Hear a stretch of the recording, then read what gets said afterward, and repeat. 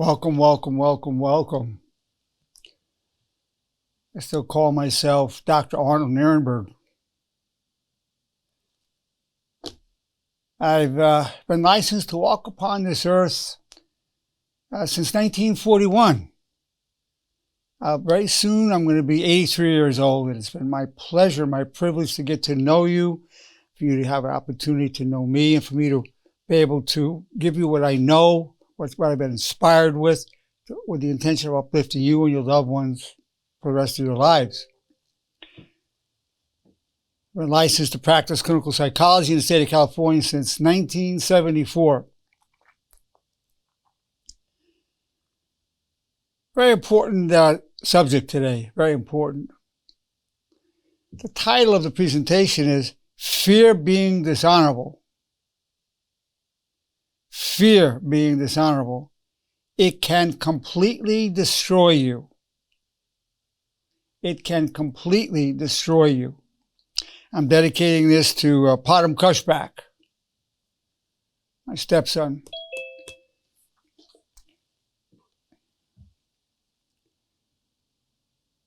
When I talk about how dangerous being dishonorable is, I really try to put the fear of dishonor in you.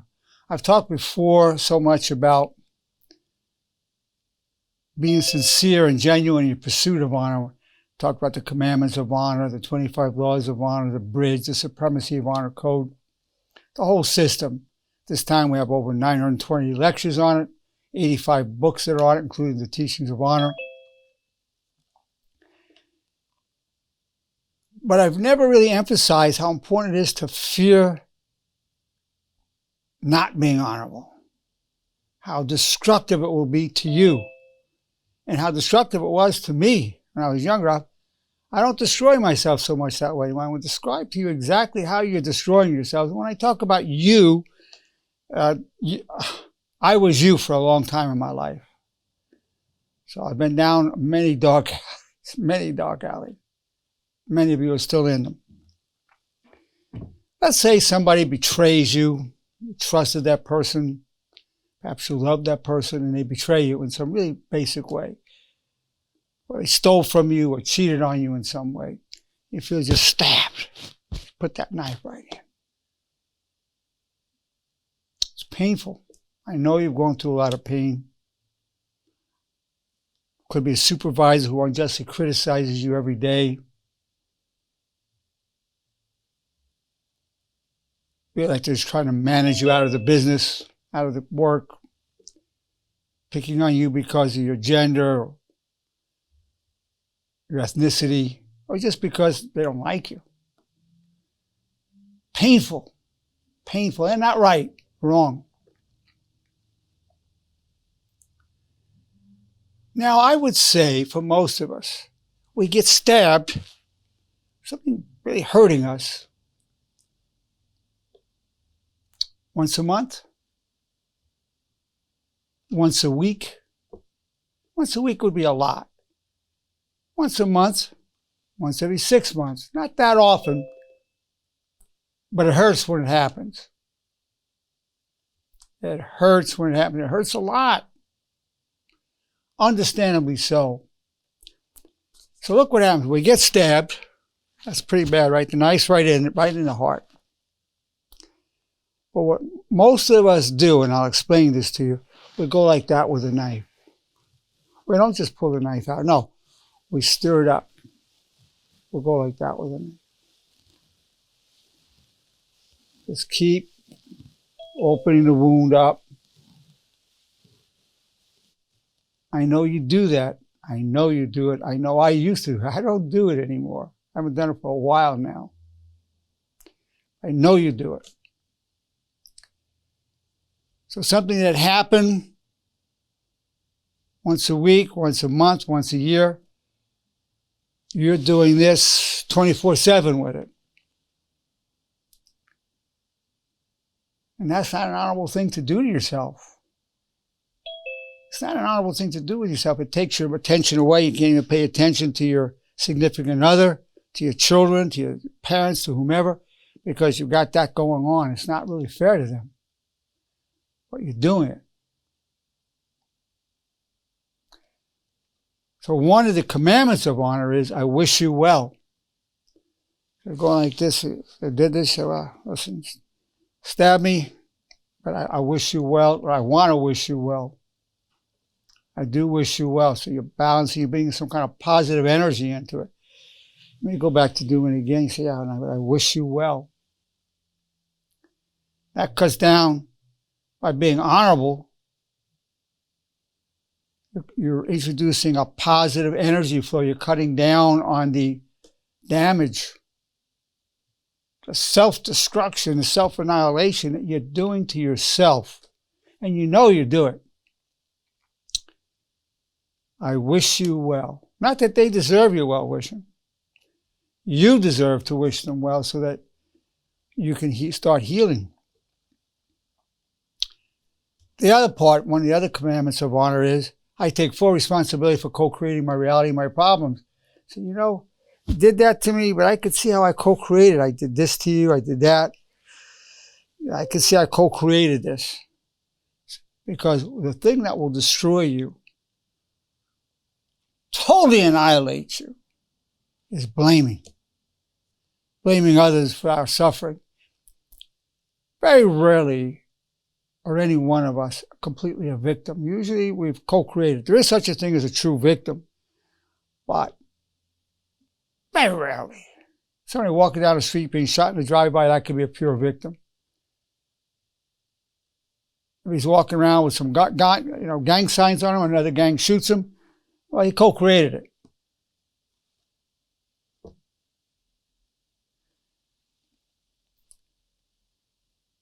If you really look at it, any situation you're in, 99% of them, you're going to find, hey, you did something to co-create it, and you can use that to empower yourself. And you say, well, you can apologize to the person for the way you co-created it, or you can at least see that you added to it by just seeing that you added to it, not to beat yourself up about it. No, not to really tear yourself down, not at all. Say, well, I co-created it. It will reduce the blaming. It will reduce your suffering because you will totally annihilate yourself. You will totally destroy yourself by that blaming. It can go on and on. It can go on for days, weeks, months. It can go on for years. It can go on for decades if you don't bring honor into it. So it's not honorable, it's dishonoring yourself to keep going on with that blaming. That's why all the divine teachers talk about take the mote out of their own eye rather than look for the cinder in somebody else's eye. Look at work. See what you can do with yourself. There's a time we could say somebody else has done something. We got to do something to neutralize their destructive behavior, but also we always need to look at how we're co-creating it. That will reduce your suffering through being honorable. So wishing the person well, taking responsibility. And the key concept is the world will deliver you pain, but not that often. The pain will come to you by the person that will bring you the most pain is you, through the blaming, your anger. And that could be that with I wish you well, I take full responsibility for co-creating my reality and my problems. This is doable. This is doable. Now you're going to go through hardship. There's no question. You're going to go through hardship. You're going to go through hardship. I'm going to go through hardship, perhaps even tragedies and crisis. Unavoidable. Unavoidable. And we could walk around and go, oh, it's destroying me. I'm suffering. And that's true. You are. I have been. And it's tough. One of the commandments of honor is, I'm grateful for the power I gain from hardship. So another statement would be, I know this is going to make me stronger. I'll be wiser from it. I'll be more compassionate. You then deal with the suffering rather than lamenting or feeling sorry for ourselves. It's going to make me stronger. I'm grateful for that power that I'm going to gain from this. Now, a derivative that can be used on that, you go, well, what's the best true story I can tell myself about this problem? Whatever your loss is, a relationship, death, whatever it is, we will experience loss. You have experienced loss, as I have, and you will experience more loss. But that's only half the story. If you really look at it, there was a gain. There's always a gain. Always a gain. For me, for example, one of the biggest losses in my life was my father passing away about 35 years ago. Biggest loss. I was very close to my father. Biggest loss in my life. I can't even tell you how devastating it was. And I wrote a book called Upon My Father's Passing, where I talked about the agonizing loss that it was for me. But I also had another section called The Gain. There was a gain. My mother and I, my sister, we all leaned on my father, particularly for strength, for financial support. We became a lot stronger with Dad gone. A lot stronger. We stood up stronger. Mother got stronger. I got stronger. We stood up, handled things more. That was the gain. His protectiveness actually weakened us as much as it was so wonderful having him here. His going strengthened us. Biggest loss in my life, but there was the gain. You could always find the gain. I can just tell you so many stories. I've told you these stories before. A lot of people like to hear them over again. Guy was a roughneck working in the oil fields, came in, looked like he was going to break down crying, very macho, tatted up, big guy. I said, Doc, I lost everything. My wife left me. She left me for another man. I said, oh my God, that's a horrible, horrible thing, a big loss. He says, yeah, and she took my kids. I don't even know where they are. I lost my kids. I said, my God, I have 7 kids. That's a nightmare. And he said, yeah, and then I was so stressed out, Doc, I couldn't even work. I couldn't make the payments on my mortgage, and I lost my house. So, whoa. That's the biggest losses, your wife, your kids, your house. It's huge. I said, as a human being, as a man, I feel great compassion for you. So what if I told you there's a best true story you can tell yourself about this that will give dignity, nobility, and honor to your life? He said, Doc, what could that be? I said, are you ready for the healing medicine? He said, yes, I am. I said, here it is. I've lost everything, but I've gained myself. And honestly, his face went, oh, I've gained myself. Yeah, and he just lit up. At the end of the session, he walked out. He was floating walking out of the room. Went to my secretary at the end.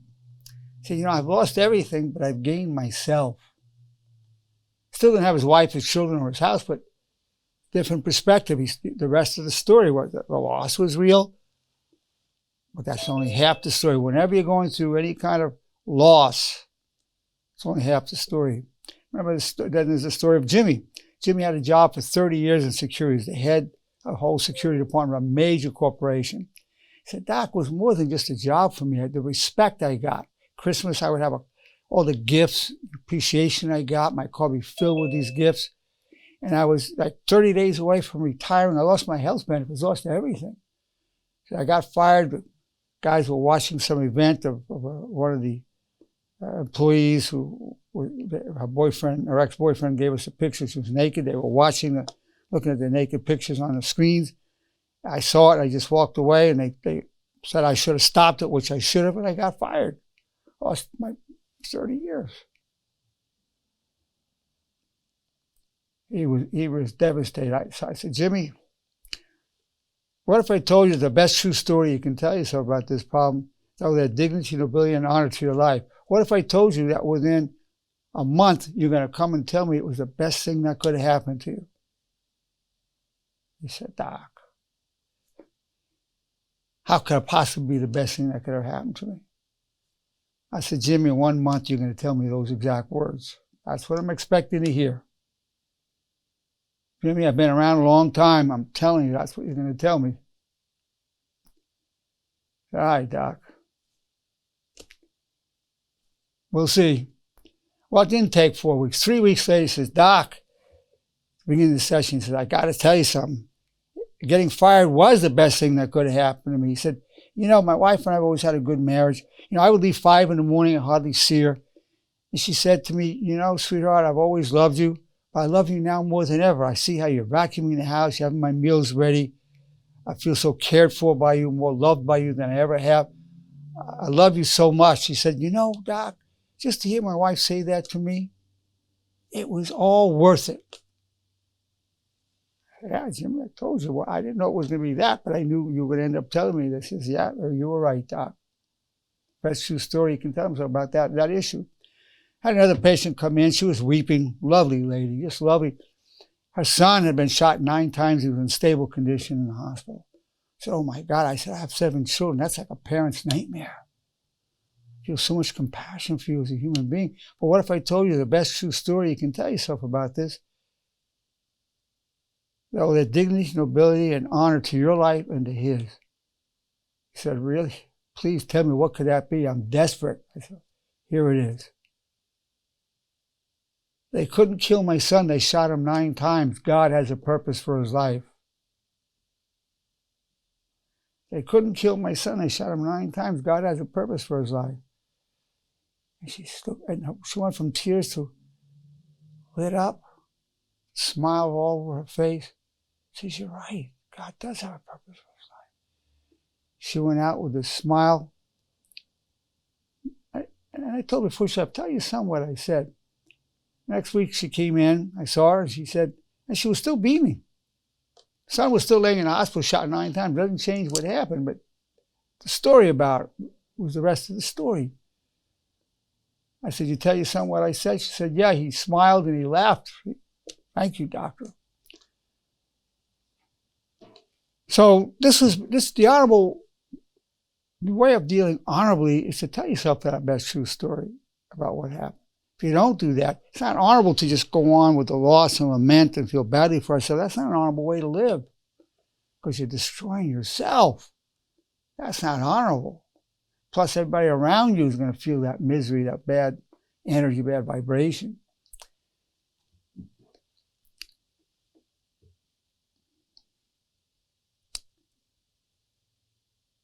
Fear being dishonorable more than anything else, because living dishonorably can completely destroy you.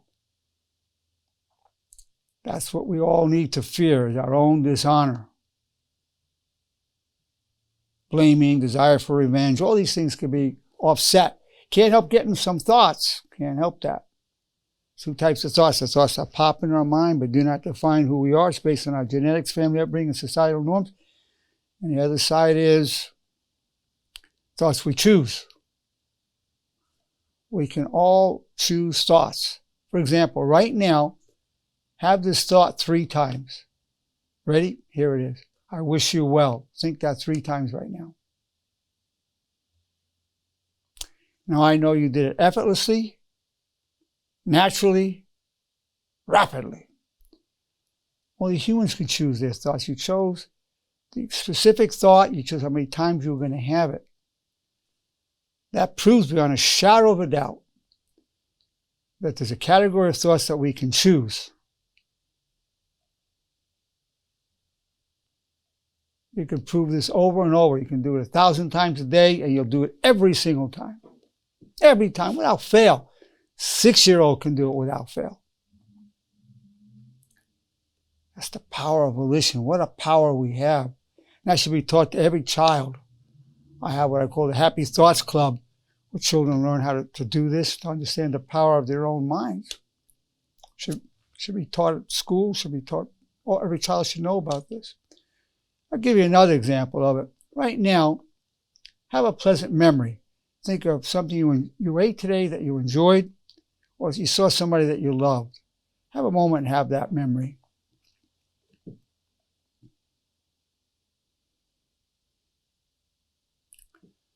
I know, again, you did it rapidly, naturally, easily.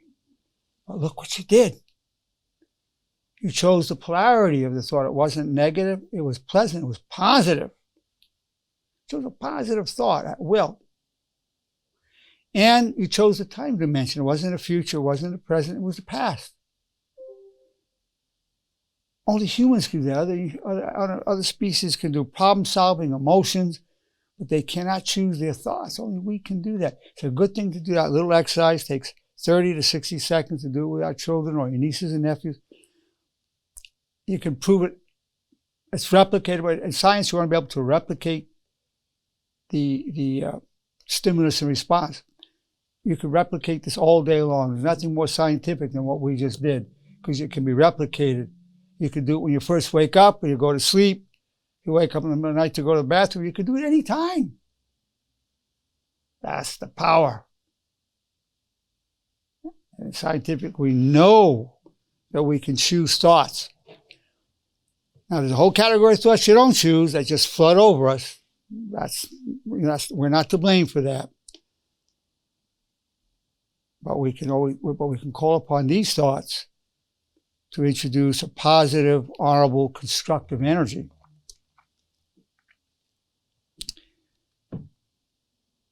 I know you lose a lot of energy in reacting to other people's anger or their aloofness. Somebody's really ticked at you, saying nasty things. Could be your spouse.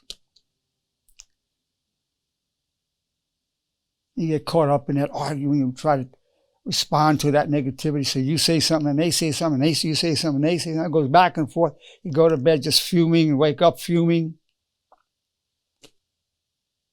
because you responded to the negativity. So one of the laws of honor is this: I hope to respond more to your vulnerability than your negativity. I hope to respond more to your vulnerability than your negativity. What does that do?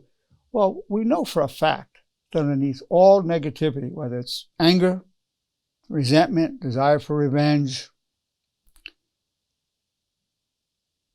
feeling jealous, whatever the negativity is, always we're vulnerable. We feel hurt, humiliated, neglected, abandoned, jealous, inferior, overwhelmed. Always underneath that's there. So if we're responding more to the vulnerability, we're not going to get caught up in that. How dare you say that to me? No, you're going to be poor thing.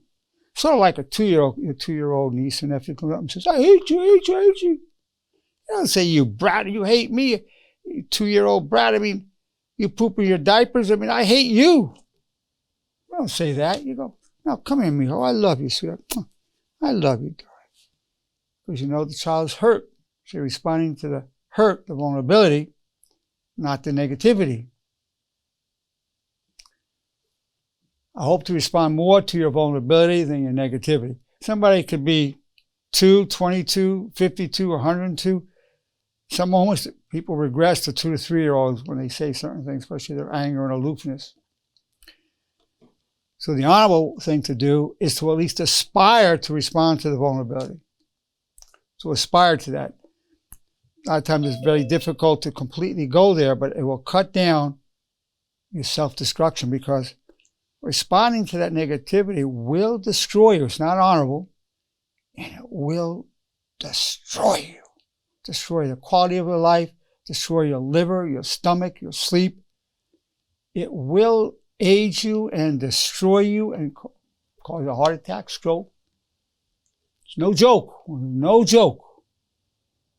Your survival depends on knowing how to deal honorably with what life brings you. Your survival, emotional, spiritual, and physical survival, depend on dealing honorably with what's brought to you. And conversely, you go into a dishonorable reaction, you will hasten your own death. You will hasten your death. Not just nutrition and the air quality and the toxins in the environment. These thoughts are very, very toxic. These thoughts are extremely toxic. I've got a book and videos on mental detoxification, but I'm giving you some of the key ways of mental detoxification. And you got to do these commandments of honor, the laws of honor, at least 3 times a day. Now, another one of the commandments of honor is either God, your wish is my only wish. I believe in God as I do. I use that. Otherwise, I seek always to serve my highest values. I'm going to talk in terms of God for the moment. So let's say you're facing a situation. Well, I'll use my situation. There was a lump on my prostate gland when I was about 65. That was 13 years ago. And the doctor recommended I have it checked out, make sure it's not prostate cancer. So I went and got a biopsy. I went in to see the urologist, sat down. He said, Dr. Nerenberg, you tested positive, you got prostate cancer. Oh, my face went numb for about 10 to 15 seconds.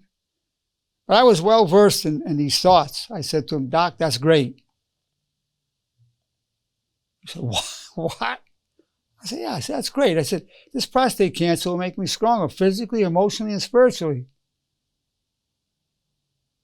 Well, I'm sure he never forgot that time together. And that's what happened. As soon as I walked out of his clinic, I saw the sky, the birds, the people, the trees like I never saw before. It was exquisite. And I felt so much love for the people. I knew they looked at me as a stranger, but I looked at them as old friends or family members. I just wanted to go up and talk to them, everybody. And that veil never quite came on as strongly. I still have that kind of a connection, not as strongly, but still a lot of it's there. And on top of that, I did take the title strongest drug-free man in the world for my age and weight when I had the prostate cancer. Fortunately, I had a prostatectomy. My prostate was taken out. It hadn't metastasized, and thank God I've been good to go. But here's the thought I used on that. People were wondering how I was so calm. I said, well, God, if you want to take me now, or you want to take me, I really, really want to go. I desire to go. I can't wait to go. Honestly, I can't wait. But if you want me to serve you here, I very much would like to do that, serve you here on earth. But God, if you have no preference, I prefer to serve you here and come back much stronger than ever. I prefer to serve you here and come back much stronger than ever, which is actually what happened. But if you don't apply the way of honor, you will walk around terrified, especially with a diagnosis of cancer, just terrified. So you've got to face the worst alternative and embrace it. See if that's the will of God, or if you don't want to address God, then if that's just what's to be, that's what I want. People were shocked how relaxed I was. I mean, I was really relaxed. Because I really, if God wanted me to die of the cancer, I mean, I honestly did want it. It wasn't just words. I was there. And then at the same time, God, if you want me to stay here to serve you, that sounds pretty good to me. I like to do that. And you have no preference, God. I prefer to stay here and serve you and come back much stronger than ever. It's one of the thoughts you can use in anything going through. I hope to come back much stronger than ever. That's a medicinal thought. I hope to come back much stronger than ever. Well, this is the path I've given you to give you life. What I'm showing you is life-giving. You need the air, you need water, you need these thoughts. You need love in your life, good nutrition. You want beans, greens, and berries. You want good nutrition. Give yourself the best thoughts in the world. These are the best thoughts in the world to feed yourself. Don't dishonor yourself. You'll destroy yourself. Follow the way of honor. It's life-giving. So my pleasure to present to you, fear of being dishonorable, it can totally destroy you. And I'm going to open it up for our wonderful, wonderful guests here, wonderful people here. In fact, your speaking up will help the others as much or more than what I've been saying, because it's very reassuring to everybody to hear what others have to say. They feel less alone with what they're going through, and they feel they really appreciate being a part of our wonderful community. So I want to open this up to all our wonderful, beautiful guests that are here. My privilege to know and serve, and hear what your comments or questions might be. Basically, with the commandments of honor, it's like you control your life, your destiny, everything, just based on what you tell yourself and what you believe. And I think if we could have greater control of that at all times, we'd be in a much better place, no matter what we go through in life. That's what this is for. Now, you can't help certain negative thoughts coming in. That's not our fault, but you can be adding this to the mix. This is doable. Right. I demonstrated beyond a shadow of a doubt that you can choose the polarity of your thoughts, the time dimension of your thoughts, the content. I've demonstrated that. Right. So you could be balancing it with these wonderful, wonderful healing thoughts. You're 100% right. What happens to you is important in life, but what you make out of it's even more important. Absolutely true, right. Joanne.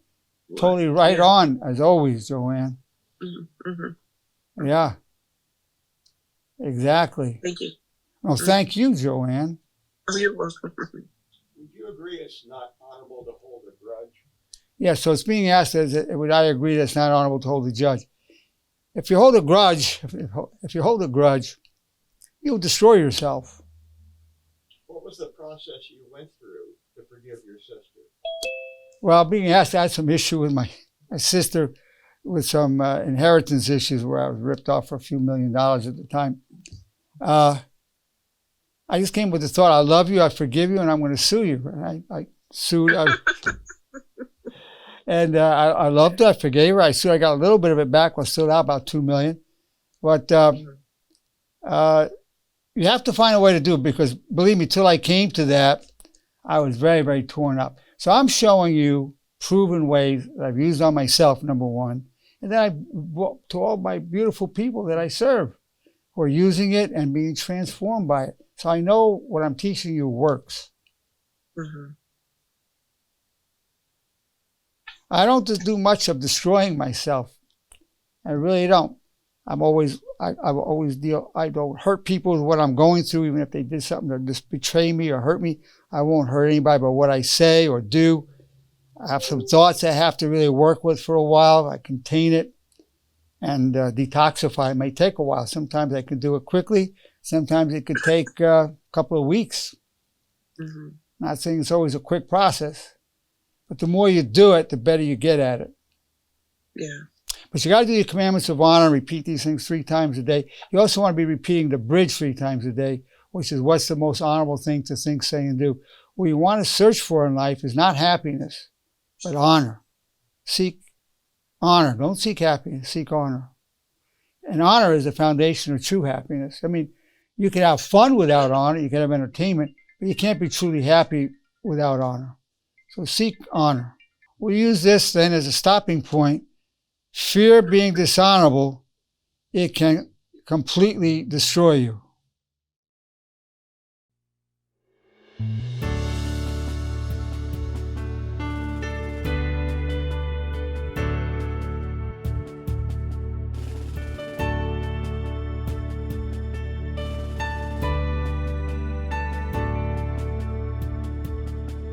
The sea of destiny is in your deepest struggle. God's will and mine be one, and I wish you well. You are co-creator, respectfully real. There's a way in the valley that turns weakness to steel. We're known through all eternity. From strife we gain power, clothed in grace and love, disciples of honor. All the days of our lives refuse the way of shame. We wish nobody harm, have no one to blame.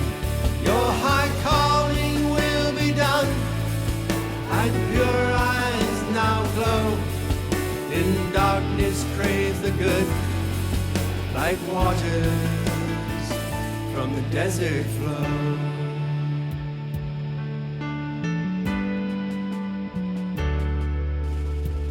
I pledge my love all the days of my life. I pledge my soul to all that is good. I pledge my heart to my brothers and sisters who I join in the light, leave a legacy of honor.